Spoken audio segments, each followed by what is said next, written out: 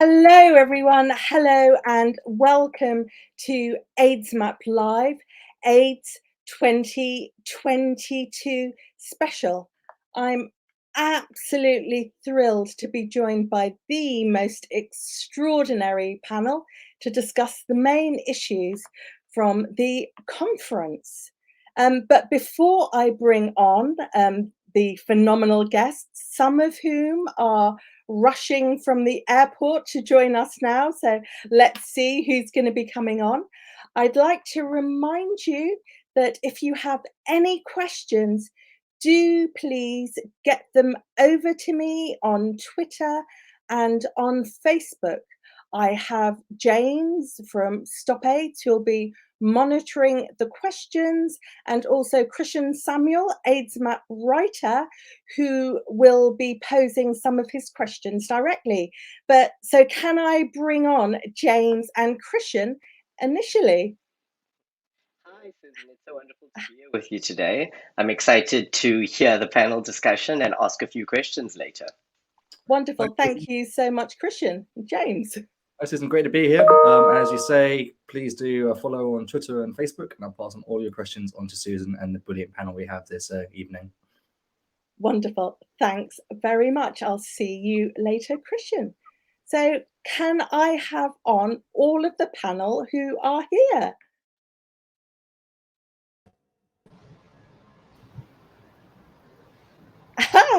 Hello, Linda-Gail. Hello, Winnie, and hello, Meg. It's wonderful to have you on. Linda-Gail is Executive Director of the Desmond Tutu Health Foundation. Winnie Byanyima is Executive Director of UNAIDS. And Dr. Meg Doherty is Director of Global HIV, Hepatitis and STI Programs at the World Health Organization. It's wonderful to have you all on. Dr. Laura Waters will be joining us hopefully very soon, and Florence Anam, who has just flown into Ghana, will hopefully be coming on very soon as well. So fingers crossed we'll get everybody on. But I'd like to start off initially by talking about the UNAIDS report, In Danger, that was released at the conference. Winnie, why are the numbers so concerning? Well, we sounded the alarm through the report for this year and called it in danger because the global fallout from COVID, then the war in Ukraine, and the consequences of that have knocked important aspects of our global response, and we are now at risk. Progress in tackling new infections has slowed. Progress in getting treatment to people has slowed. Progress in stopping AIDS-related deaths has slowed. Resources for the response globally have shrunk, and inequalities are widening and are driving the pandemic. In several regions, Eastern Europe and Central Asia, Middle East and North Africa, and Latin America, the new infections keep rising, continue to rise. And then in a region like Asia and the Pacific, where if new infections were declining, we begin to see them rising, moving in the wrong direction. So we are off track and we are heading in the wrong direction. We must get back on track. And we know what to do. We know what to do. We have 40 years of experience in this. So we sounded the alarm, but we also put there a practical tone that we can do it. We've seen through COVID and even through the Ukraine war that when political will is there, massive resources can be mobilized to put towards a pandemic, that science can be mobilized and you can get a miracle. A vaccine was found in less than a year. So we know what we need to do, and we've got to get it. We've got to get it to happen, or not only do we lose more people, but health security, global health security is at risk, and we are all at risk. Thank you. Yeah, absolutely. And Winnie, we know that inequalities are stalling progress both between countries, but also within countries. What actions do we actually need to take now to halt these shocking inequalities? Well, we need to be bold and courageous. Take the within country inequalities. In sub-Saharan Africa, where we still have the largest number of new infections and people living with HIV, you have adolescent girls and young women, 3 out of 4 new infections amongst adolescent girls and amongst adolescents between age 15 and 24 are girls and young women. 3 out of 4. You have 20 gay people, men who have sex with men, being 28 times more at risk of infection than straight men. See those inequalities. You have children, almost half of all the children living with HIV not on treatment, compared to 75% of all adults on treatment. So these inequalities can be solved. First, we have the data. We know who is left behind. Second, we have the analysis. We know why certain groups are being left behind. It's punitive laws, it's discrimination, it is stigma. We have to tackle these things. A pill is not a magic wand. A pill must reach someone and someone must be able to use it. We need health systems that are inclusive, that don't exclude, that reach everyone. So we know what we need to do and we can do it. Secondly, between countries, the countries most in need to fight and end AIDS are also the same countries that have been pushed back in recent years, in the last 2 years, for example, pushed back by COVID and the closing of economies, pushed back by the war in Ukraine and the food and fuel prices rising. Today, 60 of the poorest countries with the highest burden are now either in debt distress or at high risk of it.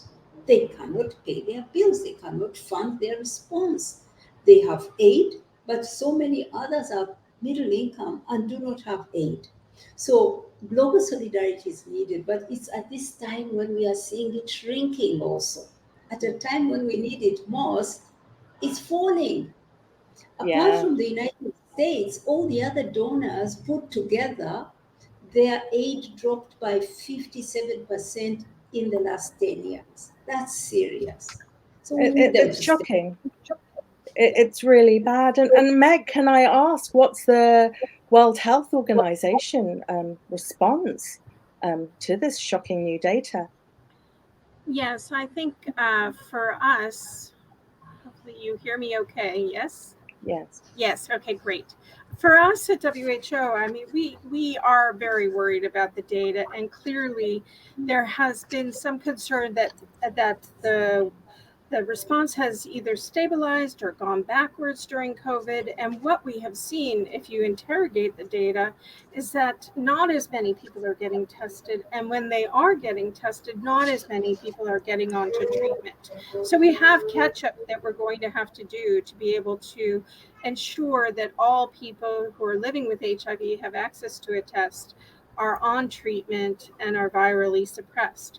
On the flip side, we know that new infections have stalled, deaths have stalled.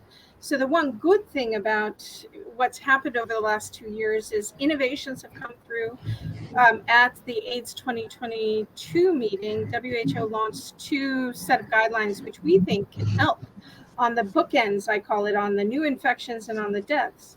So we have a new guideline that came out that was conditionally recommending the use of long-acting cabotegravir for those at substantial risk as part of an offer of PrEP. But if taken up widely, we think this can have major effects on reducing that stalling of new infections that we're seeing, especially in areas where we're seeing on the rise, either in key populations or other populations that are left behind. Secondly, we continue to work on advanced HIV disease and ensuring that people are not dying from AIDS.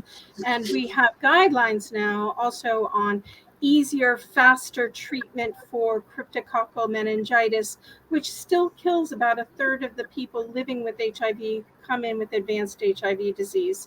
So for WHO, right now, I feel like we have some really good innovations, new approaches that can try to help unlock us from where we're stalling in the data right now. Thanks. Thanks very much, Meg, and welcome Florence from GMP Plus, who's just joined us. How was your journey, Florence? Quite interesting, but I'm here now. Thank you. It's fantastic to have you here, and I'll throw you in the deep end with the question straight away.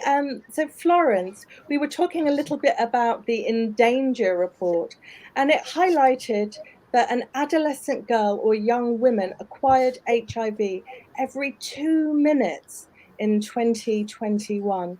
What do you think is driving this, and what do we need to do? I think one of the things that we have to be clear about is that COVID exacerbated a lot of things that were not very favorable for women, and definitely affected young and adolescent girls more. There was lockdown. People had to, stick at home for long periods of time. Girls who you would be in school were now made to sit at home and exposed and vulnerable to gender-based violence and sexual exploitation. So we began to saw this, particularly even in my country, when the president highlighted this as a problem. We saw it in South Africa when the president highlighted it and called it a silent epidemic. We are seeing its repercussion now, where young girls who are exposed to exploitation and who, because of poverty, naturally, when there are conflicts or issues like these, diseases that put people in situations where they don't get to work, it's girls who have to take on double roles. They become caregivers. That exposes them to a lot of vulnerabilities. But we also forget sometimes that school is a very critical safe space for young girls. And programs like the Dreams and various others run by various institutions provide opportunities for girls to at least be able to be protected. And this fails. We don't have very good community and social systems to support and protect girls. And we are seeing the issue now with many girls getting pregnant, dropping out of school, and have been affected by and continue to be affected by HIV. Yeah. Thank you very much. Very important to know. And if I could turn to you, Linda-Gail. Meg highlighted progress in terms of injectable PrEP. What did we learn about injectable PrEP at the conference? Well, during this COVID period, happily, two very important studies read out, one amongst men who have sex with men, gay men, and transgender women who had sex with men. That was known as HPTN 083. And another very important study called HPTN 084 told us that long-acting cabotegravir, which is an integrase inhibitor, it's a close cousin of dolutegravir, that long-acting cabotegravir, when taken 2 monthly as an intramuscular injection, can reduce the new infection rate remarkably. So amongst men, it was around about 63% reduction in that trial. And amongst women, a result we have rarely seen, an 88% reduction in new HIV infections. So what this illustrates, Susan, is that in some populations, taking a daily pill is quite hard. For some people, it really is challenging, either because of lifestyle or just because of who they are or because of the difficulties in their lives. And this now offers an alternative, and importantly, a long-acting alternative that can be infrequently dosed.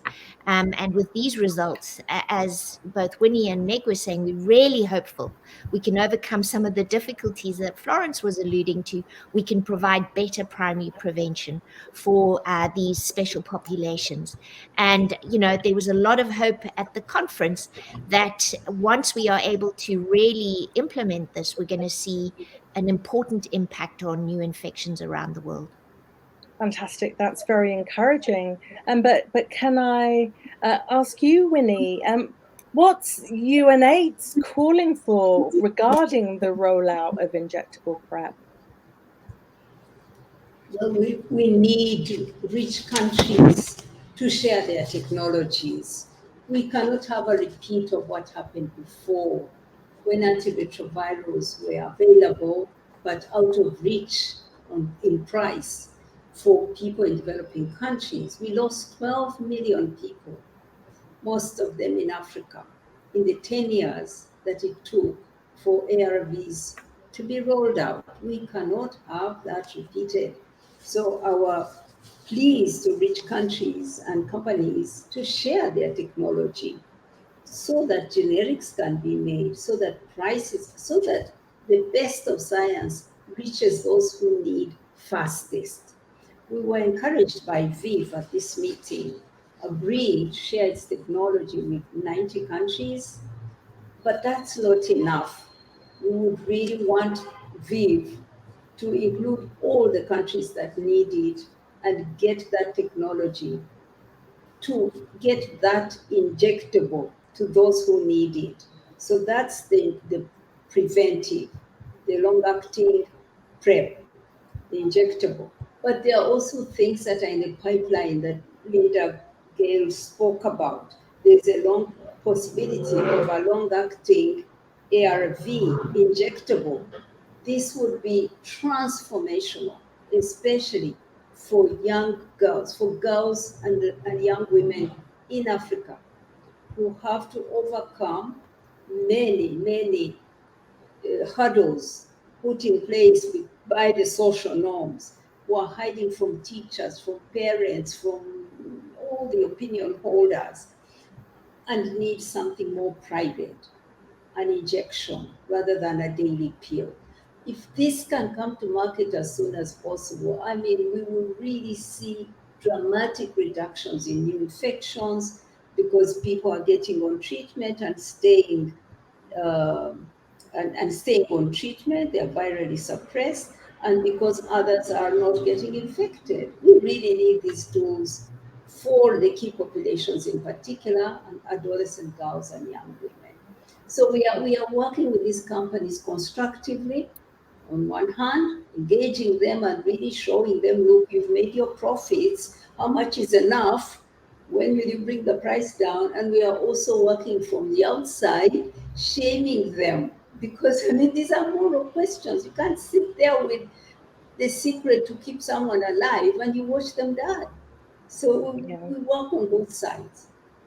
Yeah, absolutely. And one of the most shocking bits of data from your report for me was the fact that just under half of children with HIV have access to treatment. Florence, what do you think needs to happen now to address this absolutely appalling inequality where it comes to children? I will start by saying for some of us that was not shocking data. We have been seeing this trend, we have been calling it out, we have been asking passionately for everyone involved and who can do something right from the global to country level to ensure children have access to treatment. This figure, 50%, 52%, has been, I think, the norm in the last few years. And what I think this calls for is that if we are really committed to ensuring that children have access to treatment, we have to stop doing business as usual. In the past, it was a lot of issues around the available treatment for children, that not being very available, or what is available, having issues for parents and caregivers to use and store and all those things. But there's a game changer now. beginning 2021 with pediatric DTG being made available and policy at global level through WHO treatment guidelines update, making this a thing that can be possible at country level. We must move with speed.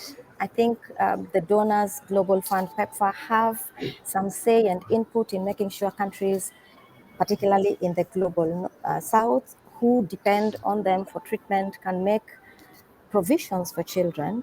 But once this is done and there is secured supply that is consistent and available, we have to really get on board with healthcare providers, with community representatives and activists, and get on treatment literacy initiatives to support women and caregivers to be able to provide this, to go and seek this treatment for children and give it to them.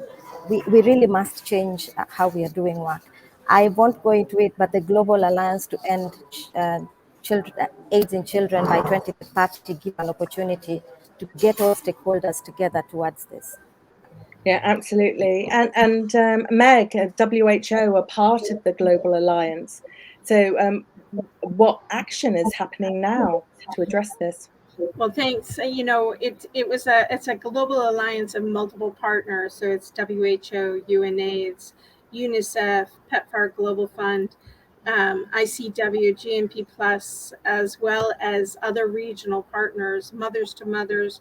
Also, we're inviting all regional partners. And I think the idea here has been to co-create. And so there was sort of a key launching moment where it's just, we've had the global plan, we had the 3 frees, and I think at this point, if we want to show the world that we can eliminate or end AIDS, if we can, we need to do this in children now and really make the commitment in the next 8 years. Otherwise, it's going to be very difficult for us to end AIDS globally, because here we only have a few hundred new cases every year. We have about 800,000 children that we need to identify across mainly the African continent who are not yet on therapy. We have the best treatments available now. When you look at the children who are coming on to dolutegravir, you can see immediately now they're suppressing their viral load. So it's really exciting times that they're doing well. So WHO, with all the partners, I think we now have 12 countries who've signed on. The goal here is to get that political will behind this, to have the countries, the ministries of health committing to ensuring that their partners are doing all that can be done to identify, find the children, and ensure that they have access to an early infant diagnosis test, access to the treatment, and then also engage with co-creation, especially in the challenging sites or parts of the world where there hasn't been a strong pediatric program in the past. That might be in the Francophonie and Africa, but there may be other areas too where we have to ensure that, you know, not all children are in Africa, that we have a international global perspective. I think what was super exciting to see is this past year, Botswana was able to get onto the path to elimination for PMTCT and children and the silver tier. And then they also made the 95, 95, 95 targets. So I think we have some countries that are going to show us the way and then bring other countries along with them. So we're excited for what comes in the next few years. Wonderful. Thanks Susan, very much, Meg. Susan, can I add to that? Absolutely. Susan, about children and HIV.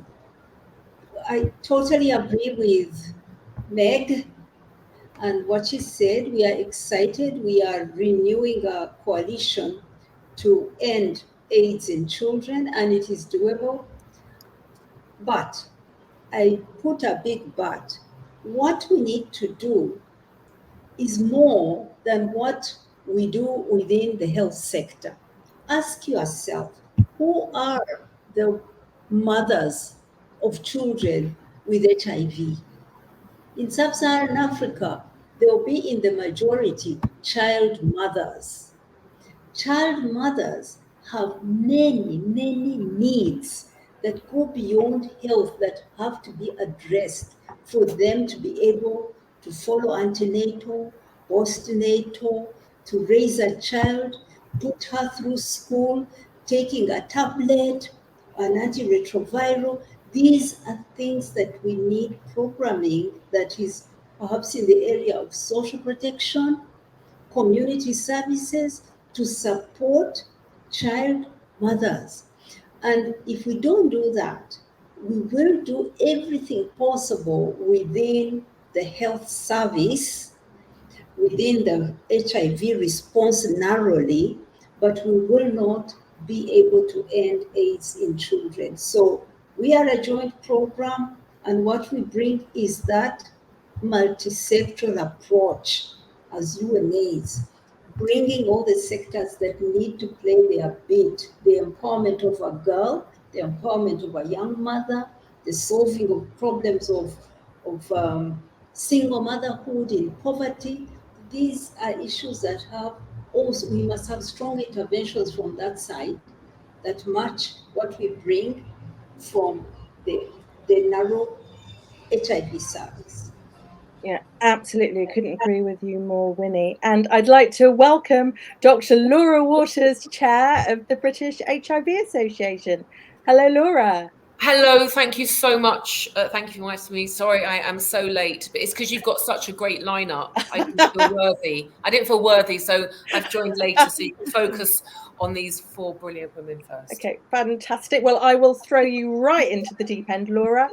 Are we any closer for a cure for HIV from the studies presented at the conference? Not much. I mean, there's always a little bit of progress, and it's fascinating, and I think a reflection of the fact that however well controlled HIV can be, obviously I've just joined, we've been talking about the fantastic achievement in Botswana, and hopefully we can achieve that globally if we can get to 95 everywhere.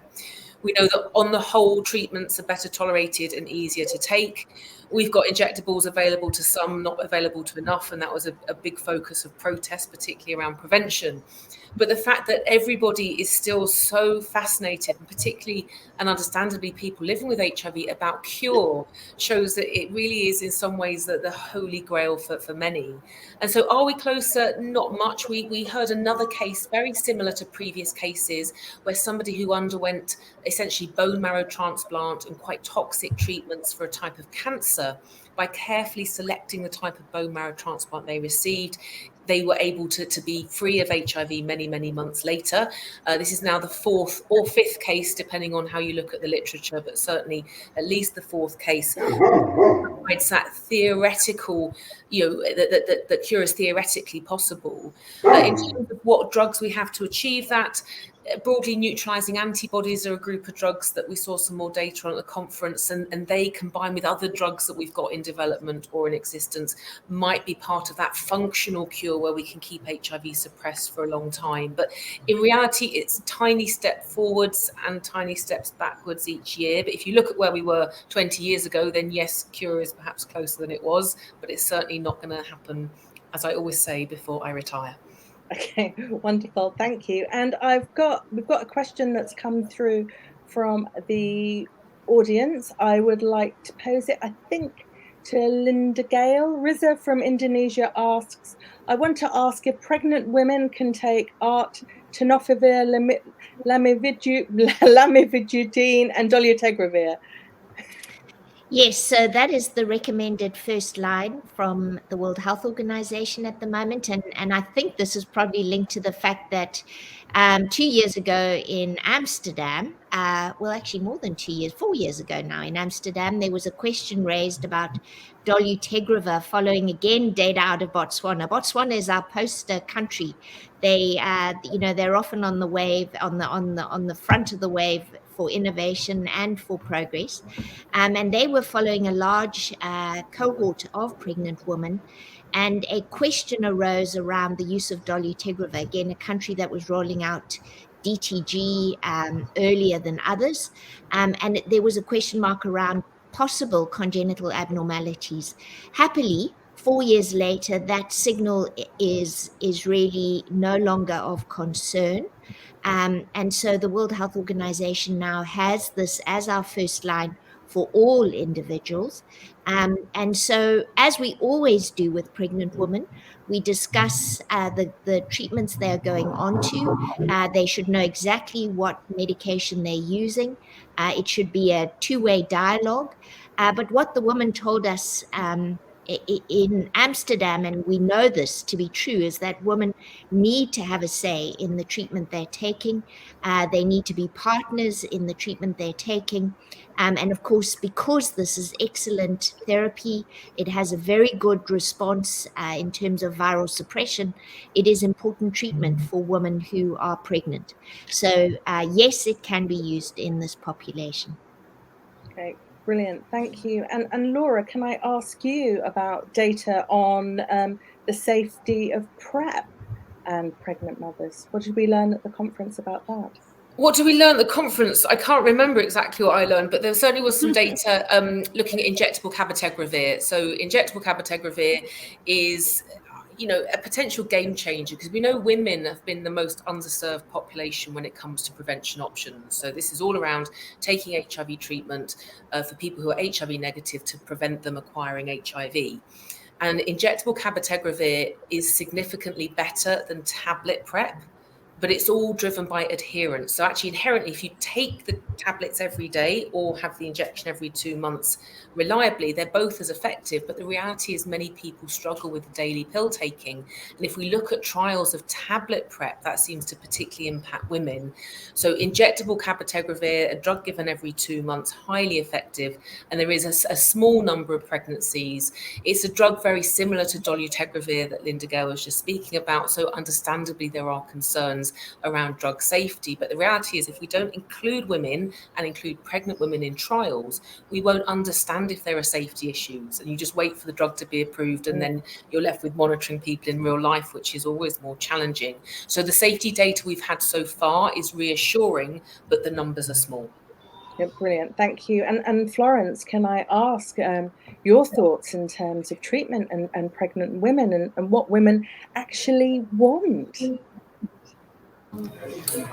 I think women, just like many other people, would like treatment that has less adverse effects. I'm sure that the medication, once they take it, will not make it impossible for them to go to work or to do their daily day-to-day activities. But also for women, there's that added responsibility, I guess, or concern around our reproductive health. And so there are questions around, will I have a baby? Will it make it possible? What do I need to do? And so these worries will continue to come about for women, and particularly young women who, for most of them, they've been on this treatment, some of them since birth. So the signal that Dr. Gale alluded to was such a concern, but the fact that decisions were made without fully engaging women sometimes then became a matter of issue, which we have learned from, I believe, and are continuing to learn from in different ways. What remains problematic, in my view, sometimes is these best practices and lessons happen really at the global level, but they don't translate in the same ways at country level. So aspects of choice, aspects of fully engaging women in deciding or giving information to them so that then they can decide what treatment options are better for them becomes very reduced.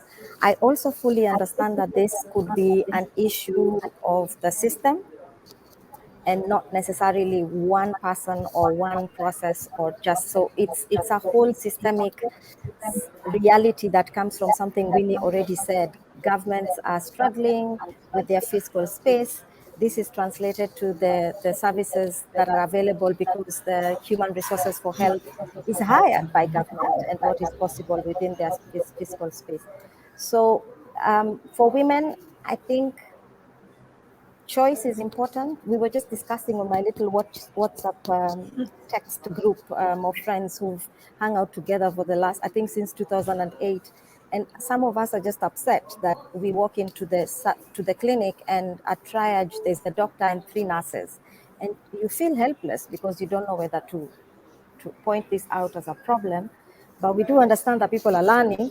but so it's a mix of how comfortable and safe women continue to feel, and what agency is given to you that doesn't make you feel vulnerable and undignified while accepting or accessing services.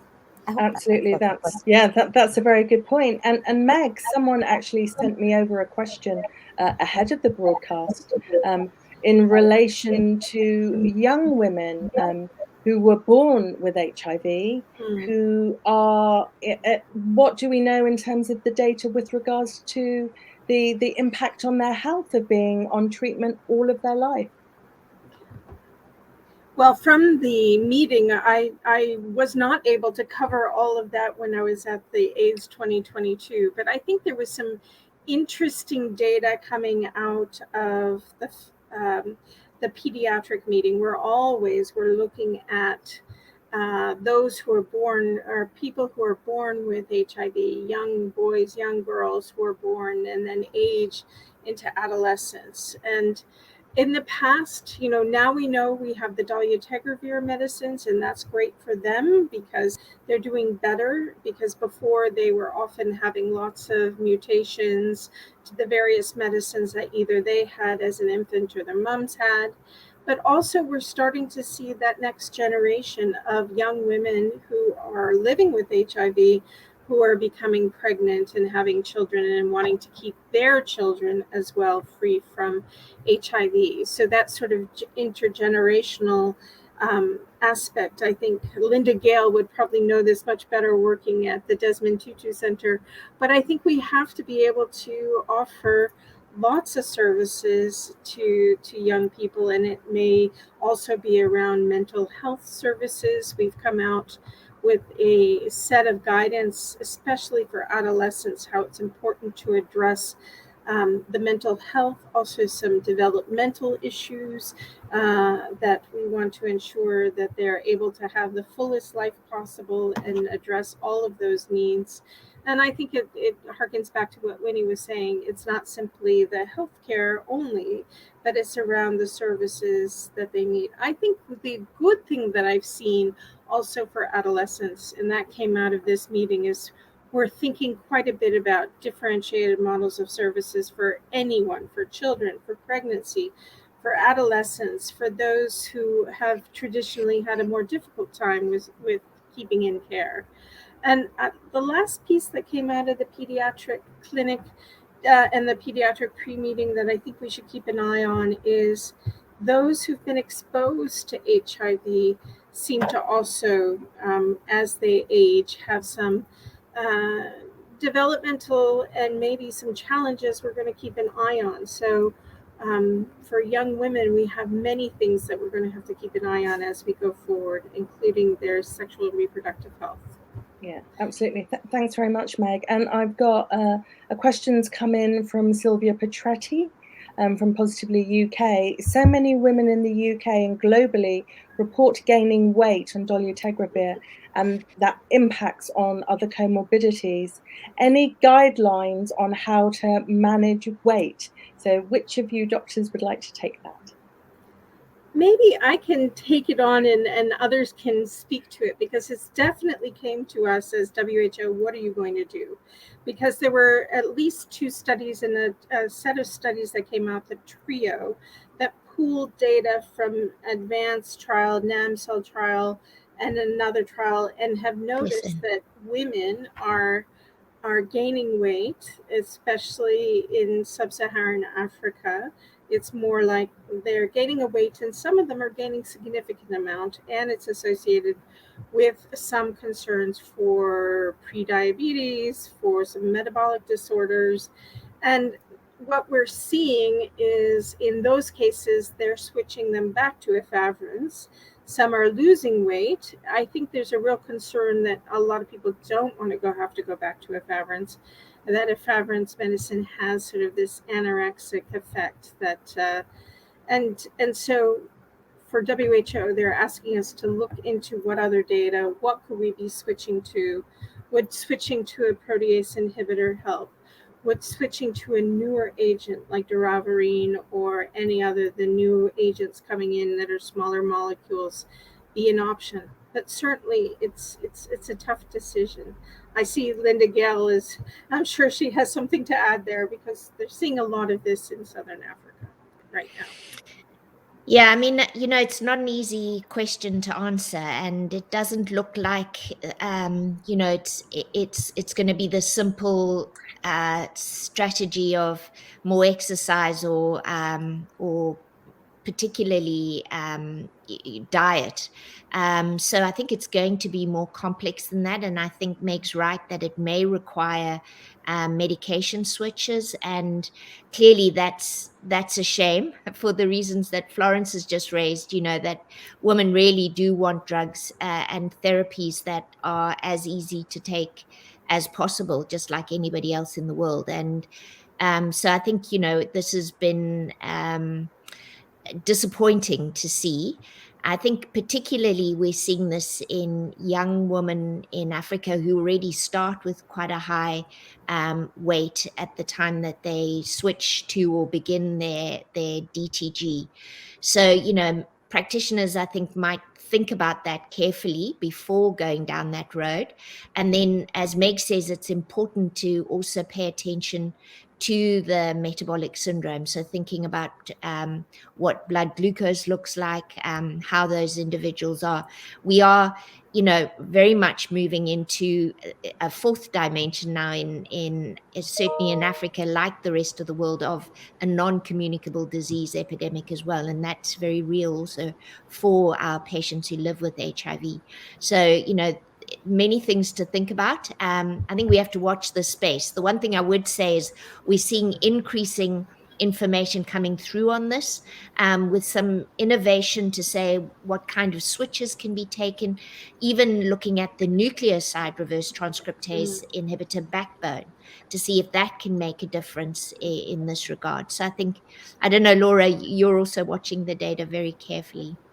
Yeah, so I think, and as you've highlighted, a lot of the data, particularly data in women, comes from sort of your area of practice, but it's also been an issue in the UK. And I think every conference, my perspective shifts, and it's swung backwards and forwards. And I think increasingly this idea, Meg, as you've mentioned, of efavirenz being somehow a previously unrecognised toxicity, that particularly people with sort of very high efavirenz levels, they actually lose weight when they start treatment, which is unusual.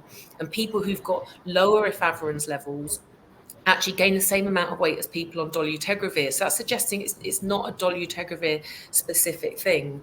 I think context is also critical. And Linda-Gail, you've mentioned other markers of metabolic health, so things like your blood fats and your blood sugars. And if we think about the sort of protease inhibitor versus, say, dolutegravir discussion, sure, maybe switching to a protease inhibitor would lead to a weight change. So the studies looking at people who've had that type of switch don't show any significant impact. But then we must remember that protease inhibitors as a group are worse for your blood fats than dolutegravir. So even if you did lose a bit of weight, you might be shifting your cholesterol in a more negative direction. I think thinking about this in a very holistic way. But the way I am at the moment is, I think for most people, newer drugs are freeing them up to gain the weight that the whole world is gaining year on year, unfortunately. But there's a subset of people who get particularly marked weight gain. And I think focusing our research on that group of people, because those are the group of people where I think actually antiretroviral switch could make more of a difference. We don't know enough yet. There's lots of work to do. But I think for many people, it's simply a previously unrecognized side effect of older drugs. So rather than causing weight gain, it's the older drugs causing weight loss. Okay. Thank you very much, all of you. And I would like to bring on Christian, who has been in the background listening to the conversation. So Christian, do you have a question to pose to our panel? I do. Thanks for bringing me on. I'd like to zoom out a little bit. Winnie, I think I'll direct this question to you. It's very clear now that we've got amazing biomedical tools both to prevent and treat HIV.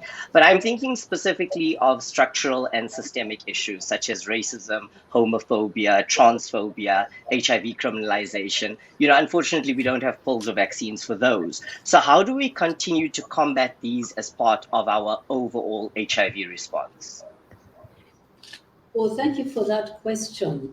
there are certain things that we must do to equalize people so that everyone can get the best that science has to offer. We know, for example, that, as I mentioned, that in sub-Saharan Africa, new infections are mostly adolescent girls and young women, and that's to do with lack of opportunity and social norms that justify sexual violence, that put them at risk of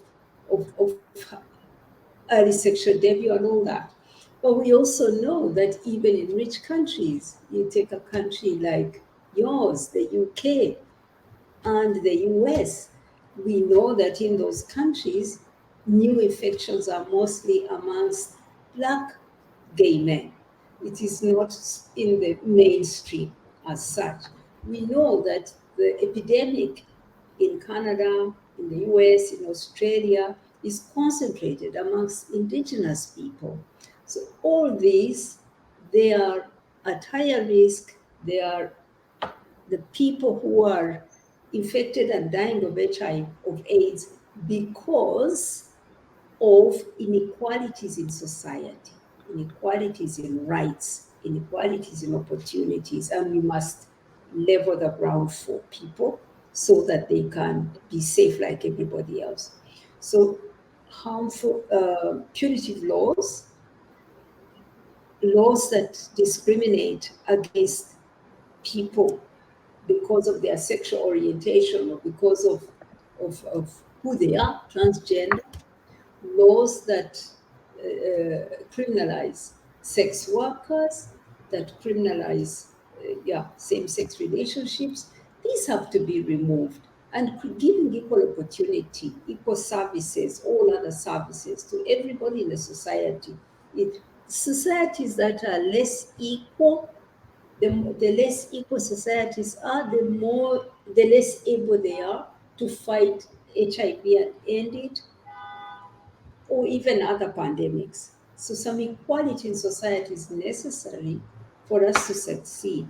So we're going to be fighting, we're going to be working in smart ways to push against criminal laws that criminalize particularly LGBTQ communities, sex workers, but also we'll be working on age of consent. It's a big one for young women and girls. The age of consent limits their possibility to be safe. So we're going to be pushing against those laws, but also fighting on equal rights in services, in housing, in food, in access to food, in social protection. These are things where we, as a broad coalition, have skills, resources, abilities, and mandates to work. So we want to activate our mandates in those areas, level the ground, reduce inequalities. Fantastic, thank you. And do you have another question, Christian? Yes, I do. I will direct this question to Florence. Thank you for that answer, by the way, Winnie. So Florence, just in terms of empowering communities of people living with HIV, we've seen how powerful the U equals U or undetectable equals untransmittable message can be. However, we've also seen that there's so many people living with HIV who are not aware of U equals U or who do not even know what undetectable means. So how do we go about changing this amongst people living with HIV? I think by making that information as proximate as possible to the people. People living with HIV always find groupings. Our service provision always has moments for which we are gathered together, be it in support groups or in lessons or in treatment adherence, care groups, etc.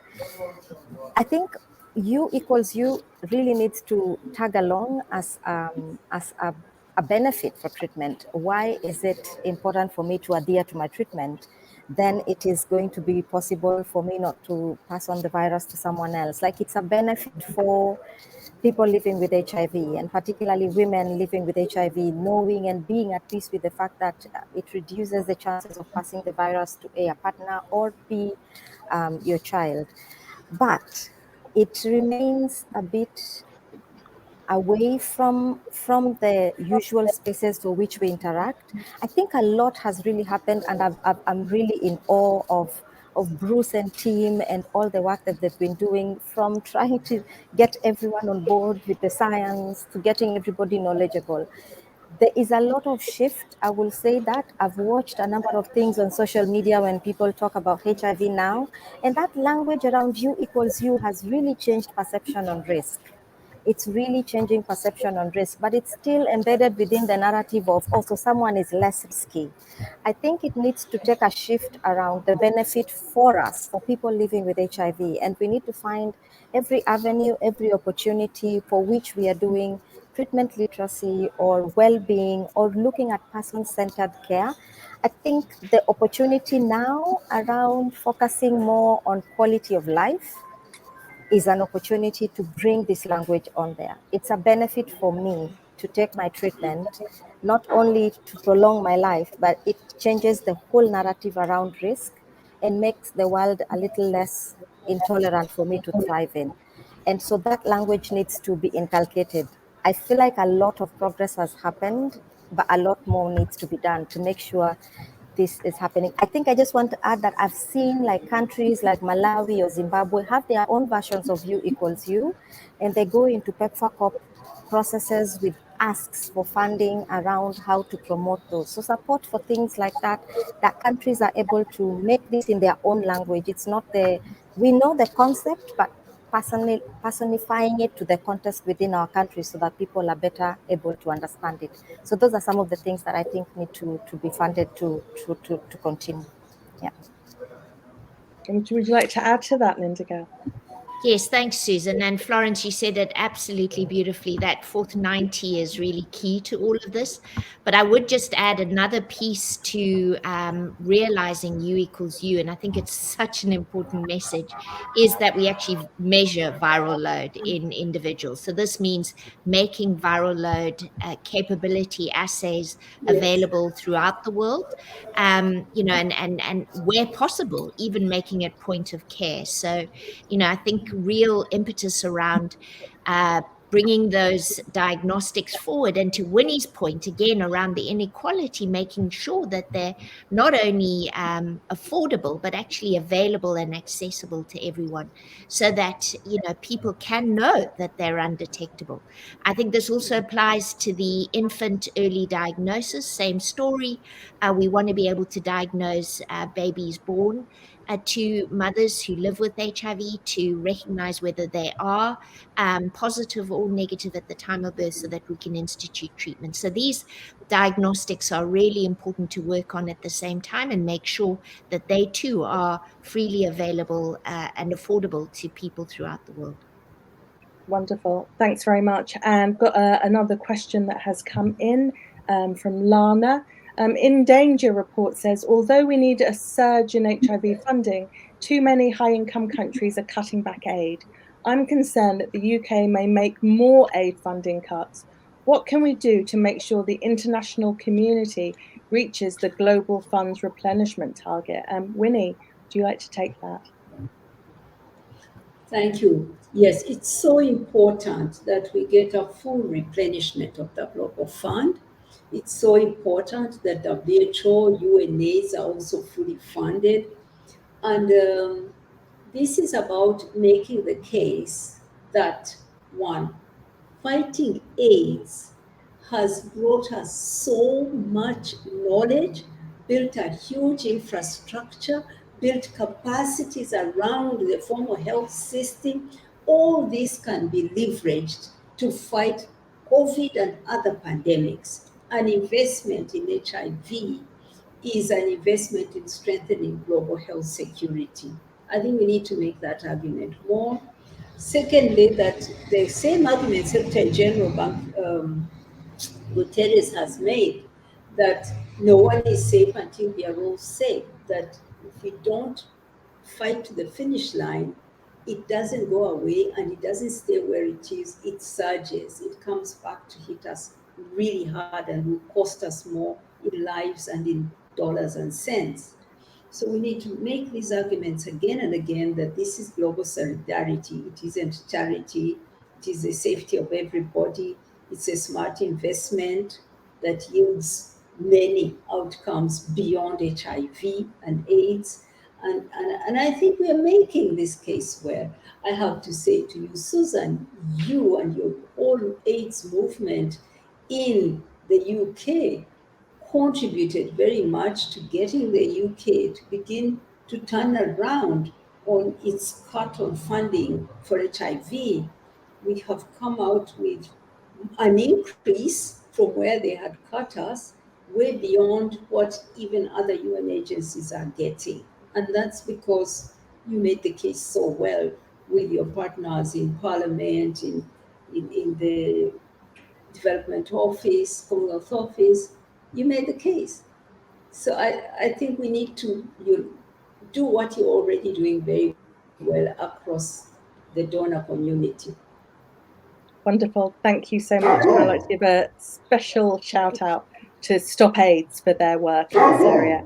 And we've only got 4 more minutes, so I'm going to rush through a few more questions. A question from Joanne. We know that people living with HIV are more likely to get HPV-related cancers. Laura, can I ask you, how can people get access to the HPV vaccine and screening? Yeah, I mean, and again, it's so important. So people should be offered HPV vaccination. It dramatically reduces HPV-related problems in the future, which includes important cancers. But the reality is that there is huge inequity in access globally. Something like 1 in 6 of eligible young women have had the right number of vaccines. So there's a huge way to go. Even in well-resourced countries and high-income countries that should have access to the vaccine, uptake is variable. And importantly, although eventually we could effectively eradicate cervical cancer globally if all women were offered HPV vaccination, that's some time away, as we've got 5 in 6 women who haven't had any vaccination. And so screening for some of the complications is critical. But again, access in many parts of the world for cervical cancer screening, smear tests is very limited. And again, even in high income countries, many women are not having that test offered. COVID's had a huge impact on that kind of preventative health, and ensuring HPV vaccination, but screening for complications and for women, that's primarily cervical screening, is really critical, because we have the tools, but as with so much that we hear about, they're not being distributed equitably. Wonderful, thank you. And a final question to all of you. What was the highlight of AIDS 2022 for you? Going around, starting with you, Linda-Gail. So I have to say, just being back with the family was really important, Susan. It was terrific to rub shoulders with all of these wonderful people and others, and just to be reminded and regenerated in our AIDS response. I think the In Danger report was absolutely key and critical to give the energy behind it, but then to remember that we have solidarity in the field. We can do this, and to reignite our energy to get there. Wonderful. Winnie? It was my first, and I felt the movement, and I come from movements. I felt really the power of movements and the possibility of changing things. A movement of scientists, clinicians, activists, reformists in government, faith people. I mean, what is not there? Business, manufacturers. I mean, I really felt in a movement for change, and not alone and not struggling with an issue that's been forgotten, but an issue where there's power. So yeah, I came back energized. Wonderful, thank you. And Meg? Yeah, can I have 2? I'll be quick. Sure. One favorite moment was, of course, seeing Tony Fauci in his lunchtime. It reminded me of some of the very first meetings I've ever gone to, where Tony Fauci lays it all out, tells you the science, where we're at. And I think he did a really fabulous job, and that was great to see. Secondly, to see the energy of the community around monkeypox was another favorite, because I think in many ways there's so many lessons to learn from HIV, from monkeypox, and we can't make the same mistakes. And so I was very happy to see what Montreal was doing in their response. So wonderful. Favorite moments. Florence? what everyone has said, but also community. I think for me, being energized around community, people I knew, like seeing the different generations and looking at our lives and being away from each other, but coming back together, joined towards ensuring equitable access to services for all of us, and being particularly at the Global Village. I hang out there a lot, visiting different spaces and just hanging out with community, but joining together to launch the Not a Criminal campaign that is targeted towards just working with partners to call out and to repeal and to ask for removal of laws that continue to be barriers to access. That was really energizing for me. Yeah. Wonderful. Thank you. And finally, Laura. I mean, what can I say? What can I add to everything we've heard already? Meg, in particular, I moderated Tony Fauci. He was going to be my answer. I can't believe you started on it. It was amazing to hear him, wasn't it? And it was, I think, the first conference he's not attended in person, I was told. He was virtual, but it was utterly brilliant. Everything, the community, the energy, seeing people, touching people, all of those things. But I think, again, to echo the community response, the protests, the echoes of HIV that are resonating through the monkeypox response and access to vaccines, and seeing all those people, community, clinicians, researchers, policymakers alike, with that shared goal. Because we call ourselves Global Britain, but with our hostile borders and Brexit voting masses and our big cut to our GDP funding has gone down by 0.2%. Our funding to the Global Fund has gone down by basically about 7-8 million over the last couple of years. But actually to sort of feel that the UK also has a role to play, that we need to sort out that funding, we need to share our experiences, and we all have a role to play in challenging punitive legislation. Everything everyone said in a garbled final point. So I'm going to end with something new. It was a lovely novelty being in a conference centre that had a margarita bar. There you go. Wonderful. Well, thank you all so much for coming on. This has been an absolutely incredible discussion. Thank you so much for sharing your knowledge and your really important insights. I'd also like to thank James and Christian. James for finding out the questions from the audience, Christian for sharing his very important questions. I'd like to thank Disruptive Live for their technical wizardry in making all of this happen, and for everyone who's taken the time to join us today. Thank you all so much. Bye-bye.